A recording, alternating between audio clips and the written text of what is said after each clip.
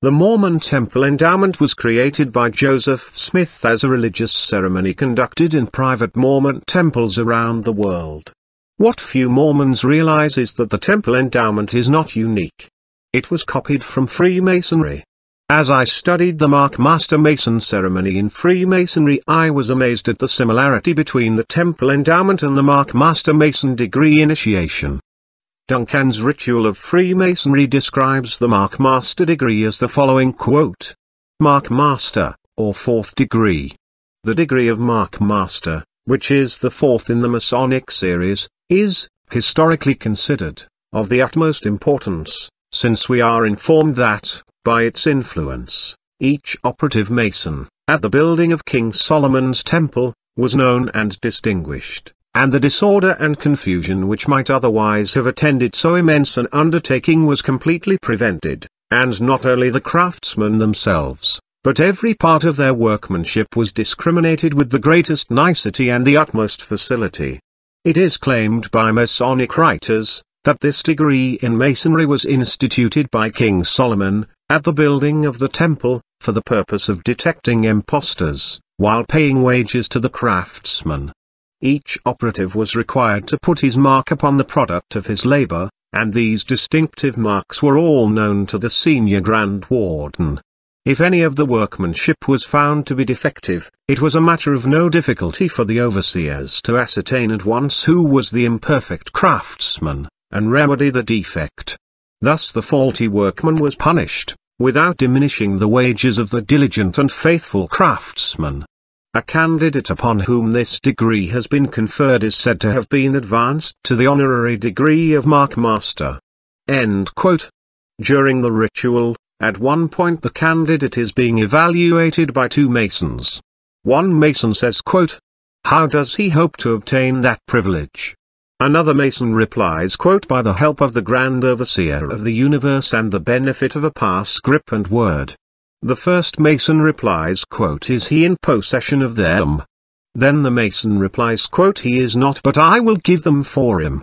This dialogue should be striking to any endowed Mormon, because the exact same thing is done at the veil in the endowment when Adam wants further light and knowledge but cannot give the name of the second token of the Melchizedek priesthood because he has not received it.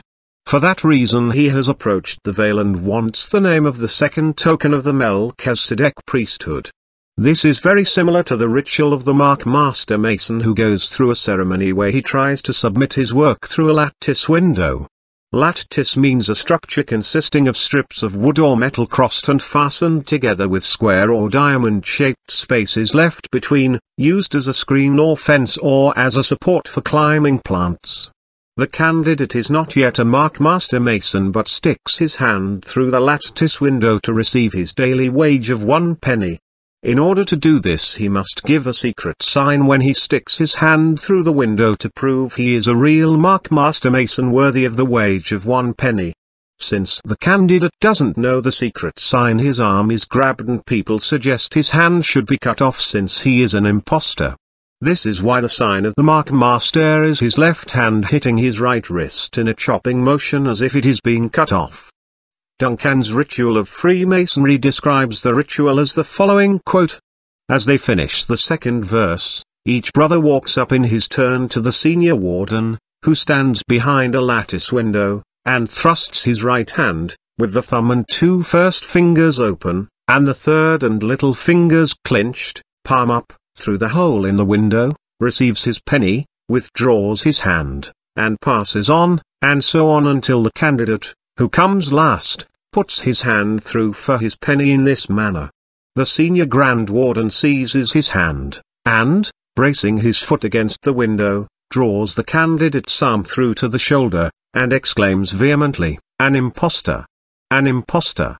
Another person exclaims, "Strike off his hand!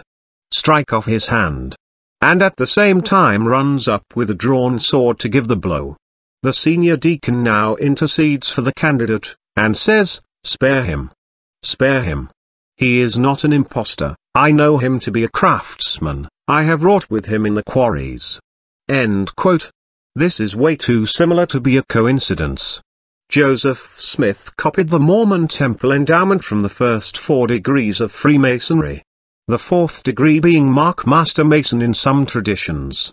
Joseph Smith got the idea of giving secret Masonic hand signs through a cloth from the Mark Master Mason degree.